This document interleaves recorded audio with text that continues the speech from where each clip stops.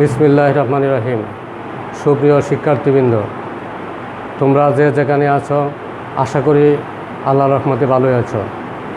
আমিও আলহামদুলিল্লাহ ভালোই আছি। আব্দুল আজিজ উচ্চ বিদ্যালয়ের অনলাইন ক্লাসের পক্ষ থেকে তোমাদেরকে আবারও জানাচ্ছি শুভেচ্ছা ও অভিনন্দন। আব্দুল আজিজ উচ্চ বিদ্যালয়ের কর্তৃপক্ষ অনলাইন ক্লাস সুচারুভাবে দক্ষভাবে পরিচালনা করার জন্য তোমরাও উপকৃত হচ্ছ, আমরাও সূক্ষ্মভাবে বা সুষ্ঠুভাবে ক্লাস নিতে পেরেছি, সেই জন্য আন্তরিক মুবারকবাদ। সুপ্রিয় শিক্ষার্থীবৃন্দ, তোমরা আজকে আমরা ক্লাসের বিষয় থাকবে নবম দশম শ্রেণীর পদার্থবিজ্ঞান। সেই পদার্থবিজ্ঞান ক্লাসে তোমাদের সকলকে অংশগ্রহণ করার জন্য আহ্বান জানাচ্ছি। তোমরা কলম খাতা নিয়ে বই নিয়ে প্রস্তুত থাকো। আজকে আমরা সেই পদার্থবিজ্ঞান ক্লাসের অষ্টম অধ্যায়ের 211 পৃষ্ঠায় আলুর প্রতিফলন চ্যাপ্টার নিয়ে আলোচনা করব। আলোচনার পূর্বে আমরা কিছু কথা বলতে চাই। আলোচনার বিষয়াবলীর মধ্যেই আমরা আমরা রাতের বেলা কিন্তু চোখে দেখি না বা আমরা কোনো কিছু দেখি না, দিনের বেলা সব দেখতে পাই। এর কারণ কি? এর কারণ আমরা দেখলে চিন্তা করলে বুঝতে পারি যে সূর্যের আলো হচ্ছে এর প্রধান উৎস। সূর্যের আলো কোনো কিছুর উপরে পরে আমরা দেখতে পাই। চোখের নিজস্ব কোনো দেখার ক্ষমতা নেই, এটা আমরা বুঝতে পারি, তোমরাও বুঝতে পারতেছ। আমরা চোখে যেটা দেখতে পাই সেটা হচ্ছে আলো। তাহলে চোখে যেটা দেখতে পাই সেটা হচ্ছে আলো। আমরা দেখি গাছপালা, মানুষ, চেয়ার টেবিল, বই, এগুলো আমরা দেখি। তার মানে এই নয় যে গাছপালা আলো, চেয়ার টেবিল, মানুষ আলো, এগুলি আলো না। তাহলে আমরা কিভাবে দেখি? আমাদের চোখে কিভাবে সেই আলোটা আসে, কিভাবে দেখি? তোমরা একটু লক্ষ্য করো সুপ্রিয় শিক্ষার্থীবৃন্দ। দেখো, এটা হচ্ছে তোমার আয়না, আর এটা হচ্ছে আলোকউৎস। সেই আলোকউৎসটা যদি আমি যদি দেয়ালে পালাইলে কিন্তু আমরা দেখতে পাচ্ছি না। আয়নার এই পিসটা দিলাম, দেখতে পারি না। এই আয়নায় যদি আমি আলোকউৎসটা পালাই, তাহলে দেখো বোর্ডে দেখা যায়। বোর্ডে এটা কীভাবে আসলো? আলোকউৎসটা আয়নার মধ্যে ফালানোর পরে দেখা যায় বোর্ডের মধ্যে চলে আসছে। এটা চলে আসছে একমাত্র কীভাবে? আলো কোনো কিছুর মধ্যে পড়ে, সেই পড়ার পরে বা কিছু অংশ আলো প্রতিফলিত হয়। সেই প্রতিফলনের মধ্যে আমরা কিন্তু বোর্ডে আলো দেখতে পাচ্ছি। আলো দেখতে পাচ্ছি, আর এমনিতে কিন্তু আলো দেখা যায় না। তাহলে আমরা চলো শিক্ষার্থীবৃন্দ, আমরা আজকে আলোর প্রতিফলন নিয়ে আলোচনা করব। অষ্টম অধ্যায়ে আলোর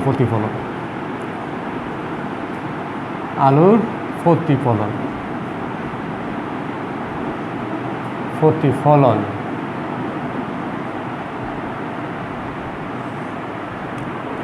প্রতিফলনটা কিভাবে হয়, কিভাবে আমরা দেখি?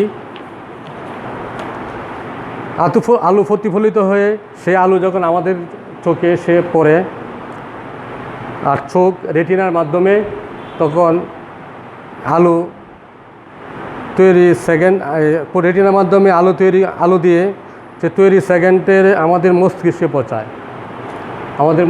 পৌঁছায়। আর আমাদের মস্তিষ্ক বুঝতে পারে কোনটা গাছপালা বা কোনটা মানুষ বা কোনটা চেয়ার, কোনটা টেবিল, এগুলি বুঝতে পারে। তাহলে আলো একমাত্র প্রতিফলনের মাধ্যমেই আমরা জিনিস দেখতে পাই। আমরা শুধু চোখে দেখার কোনো ক্ষমতা নেই। প্রতিফলিত হয়ে সেই বস্তু থেকে যখন প্রতিফলিত হয়ে চোখে আসে, তখনই আমরা দেখতে পাই। সেটা হচ্ছে আলোর প্রতিফলন। চলো আমরা প্রতিফলন নিয়ে কিছু কথা বলি। এই প্রতিফলন নিয়ে কিছু কথা বলবো আমরা। প্রতিফলনের ক্ষেত্রে দেখো, প্রতিফলন কিন্তু এক স্বচ্ছ মাধ্যম থেকে আরেক স্বচ্ছ মাধ্যমে যাওয়ার সময়, আলো যখন এক স্বচ্ছ মাধ্যম থেকে আরেকটা স্বচ্ছ মাধ্যমে যাওয়ার সময় 3টি ঘটনা সংঘটিত হয়। কী ঘটনা সংঘটিত হয়? এক হচ্ছে প্রতিফলন, এক হচ্ছে কি প্রতিফলন,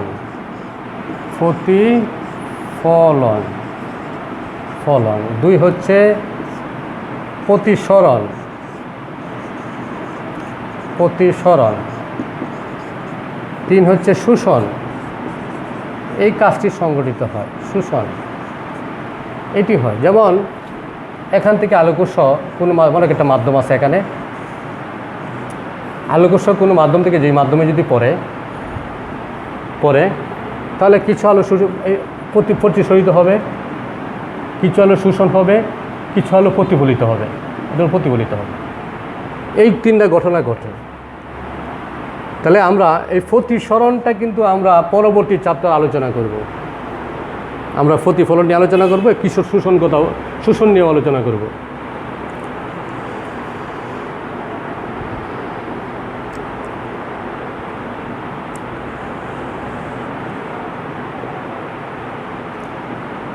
লক্ষ্য করো,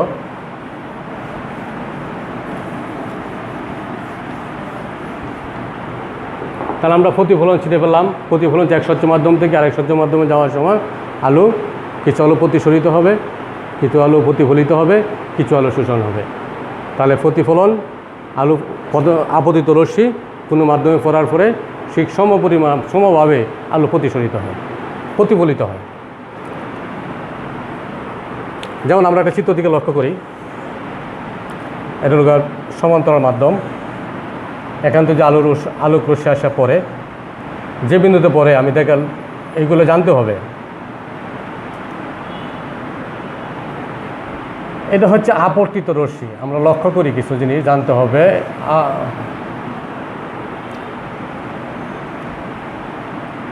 আপতিত রশ্মি,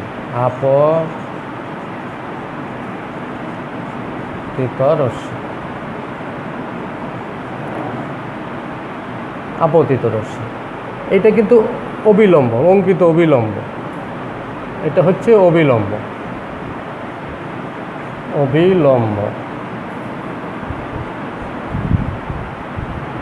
যে বিন্দুতে আসা পড়ছে এই বিন্দুটার নাম হচ্ছে আপতন বিন্দু।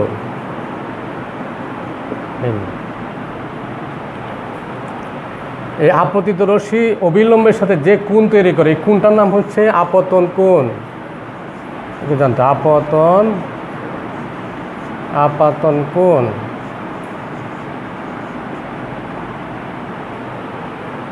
এখানে পড়ার পরে ঠিক এদিকে প্রতিফলিত হবে, এটা হলো প্রতিফলিত রশ্মি। প্রতিফলিত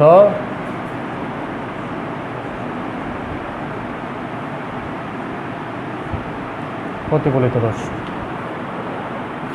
এটা এই জায়গায় কোণ হবে, সেই কোণটার নাম হচ্ছে তোমার প্রতিফলিত কোণ। প্রতিফলিত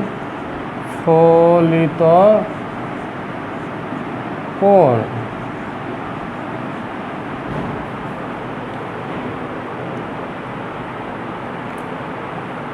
এটুকু জানতে হবে।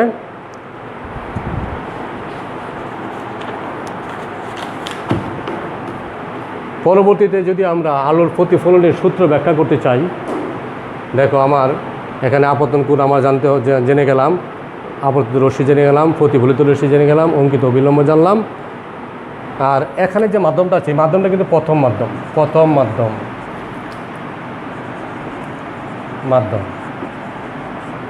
আর এখানে যে মাধ্যমটা সেটা হচ্ছে এটা হচ্ছে দ্বিতীয় মাধ্যম।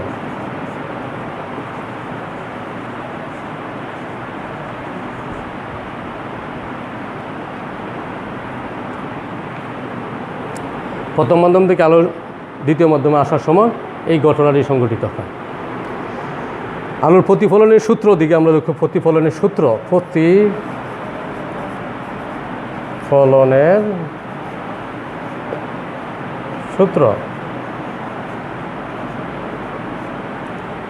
আলোর প্রতিফলনের সূত্র আছে 2টি।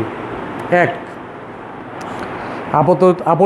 আপতন কোণ, আপতন রশ্মি অঙ্কিত অবিলম্ব দিয়ে আমরা যে সমতলটি কল্পনা করে নিয়েছিলাম, প্রতিফলিত রশ্মি সেই সমতলে অবস্থান করবে।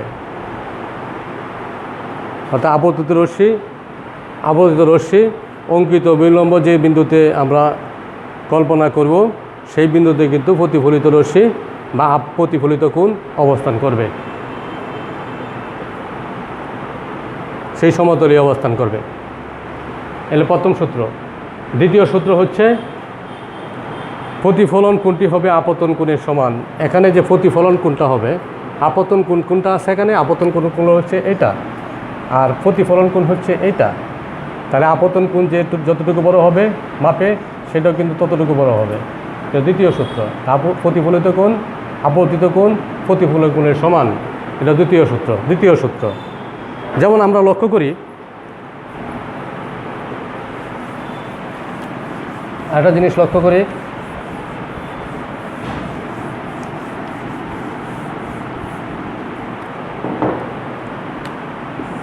একটা মাধ্যম কোনো বিন্দুতে মনে করে অবঙ্কিত অবিলম্ব, আপতিত রশ্মি যদি বড় হয়, আপতিত রশ্মি যদি এই কোণটা বড় হয়, তাহলে ঠিক এখানেও কোণটা কিন্তু বড় হতে থাকবে। এখানে যদি এইরকম হয়, কোণটা এরকম হয়, তাহলে এটাও কিন্তু আস্তে আস্তে একটু বড় হবে। এটা যদি এইভাবে আপতিত কোণ যদি এখানে বাড়তে থাকে, তাহলে এটাও কিন্তু এখানে বাড়তে থাকবে। অর্থাৎ আপতন কোণের মান যদি বড় হয়, ঠিক তেমনি প্রতিফলন কোণ বাড়তে থাকে। ঠিক তেমনি এটা যদি এই দিকে চলে আসে, এটা প্রতিফলিত কোণ বা প্রতিফলিত কোণ বড় হবে। ঠিক এই রেখায় চলে আসলে আরও বড় হবে।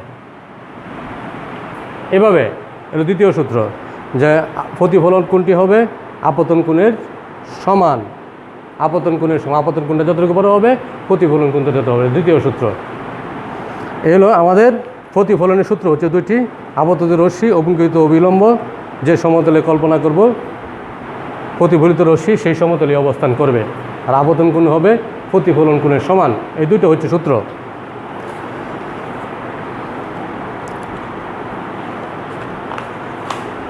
আমরা প্রতিফলনের সময় আরেকটা জিনিস লক্ষ্য করি,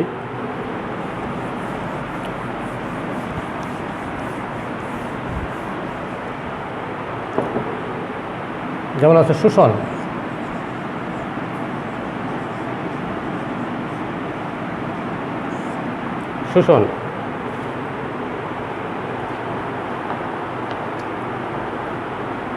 লক্ষ্য করো, আমরা বাস্তব দিকে লক্ষ্য করি। যেমন আমরা কোনো জিনিস সাদা দেখলে বোঝায় যে জিনিসটা সাদা। তো সাদার মানে হচ্ছে এখানে সব রঙের উপস্থিতি বিদ্যমান।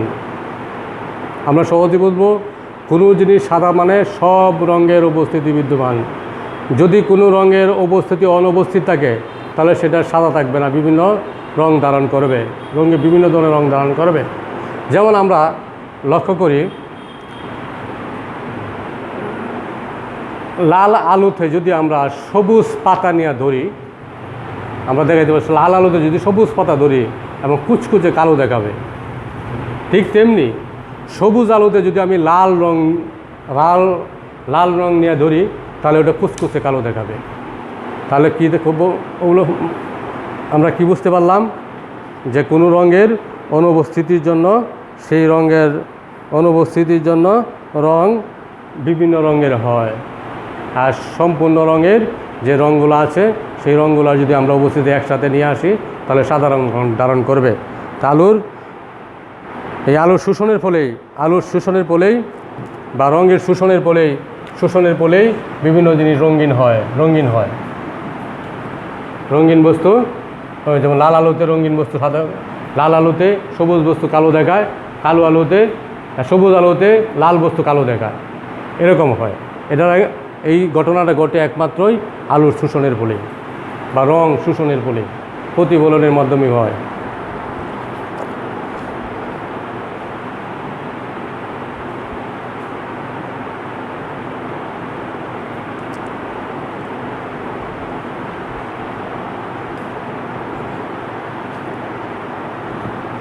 আমরা আরেকটা জিনিস লক্ষ্য করি, এখন জানবো আমরা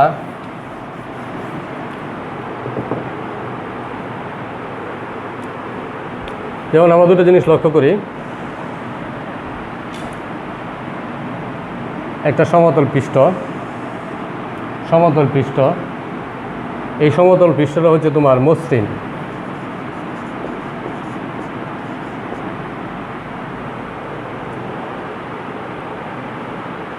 মসৃণ মসৃণ পৃষ্ঠ। এই পৃষ্ঠে যদি আমরা কতগুলো আপতিত রশ্মি সমান্তরালভাবে এসে পড়ে সমান্তরালভাবে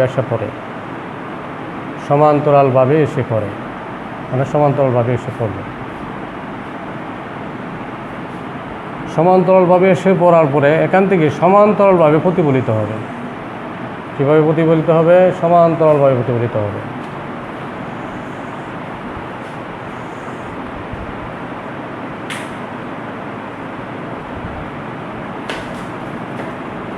সমান্তরালভাবে প্রতিফলিত হবে। এটি হচ্ছে আপতিত রশ্মি আর এটি হচ্ছে প্রতিফলিত রশ্মি। তাহলে একটা মসৃণ পৃষ্ঠে যদি আমরা আপতিত রশ্মি আসে সমান্তরালভাবে পড়ে, তাহলে সমান্তরালভাবে প্রতিফলিত হবে।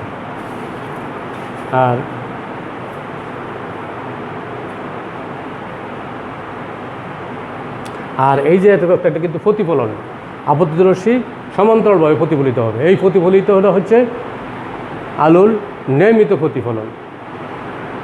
আর একটা যদি আমরা অমসৃণ পৃষ্ঠ দেখি, মনে করো এটা কাজ কাটা অমসৃণ পৃষ্ঠ, এরকম পৃষ্ঠ আমরা দেখি একটা। এখানে যদি কোটি সমান্তরাল রশ্মি এসে পড়ে এখানে এসে পড়লো, এটা এদিকে আসবে, এসে পড়ে তাহলে দেখা যাবে এটা চলে গেলো এদিকে, একটা এভাবে চলে যেতে পারে,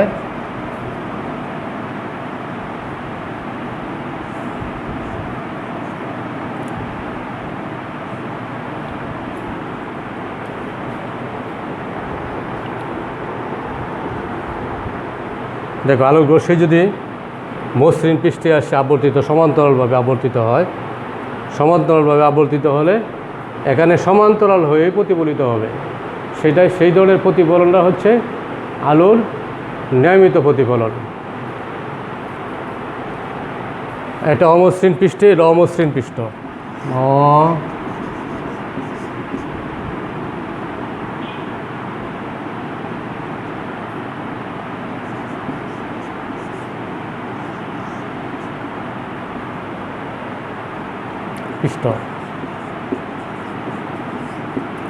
অমসৃণ পৃষ্ঠে যদি সমান্তরালভাবে আলোক রশ্মি প্রতিফলিত হয়, তাহলে এখানে সমান্তরালভাবে আপতিত হয়, তাহলে প্রতিফলনের সময় এরা দিক পরিবর্তন করে প্রতিফলিত হয়। আলোর এই ধরনের নেওয়া প্রতিফলনকে বলা হয় ব্যপ্ত প্রতিফলন। এ ধরনের প্রতিফলনকে বলা হয় আলোর ব্যপ্ত প্রতিফলন।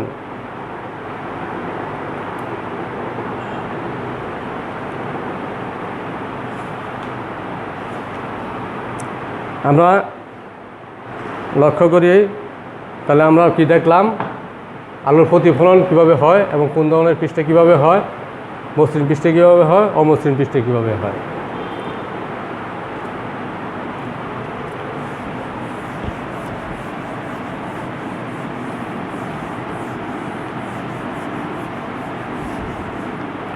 সুপ্রিয় শিক্ষার্থীবৃন্দ, তোমরা বাড়িতে কিছু কাজ করে নিয়ে আসবে, আমরা লক্ষ্য করি। তাহলে তোমরা বাড়ি থেকে নিয়ে আসবে বাড়ির কাজ,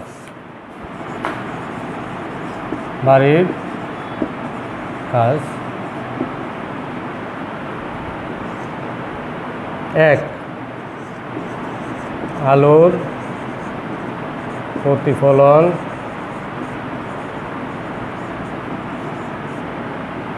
বলতে কি বুঝো?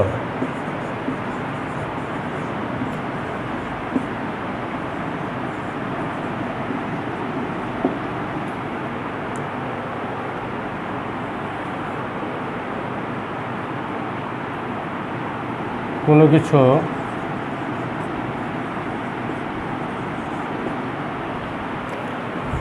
দেখার জন্য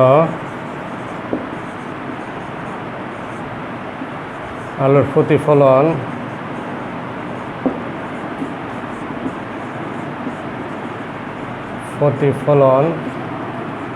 কিভাবে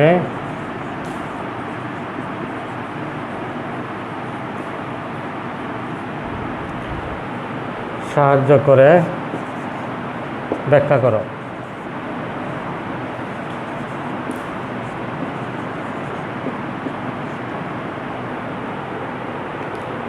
ধন্যবাদ সুপ্রিয় শিক্ষার্থীবৃন্দ, তোমরা যে জায়গায় আছো ভালো থাকো, সুস্থ থাকো, সেই কামনা করি। খুদা হাফেজ। আজকের ক্লাস।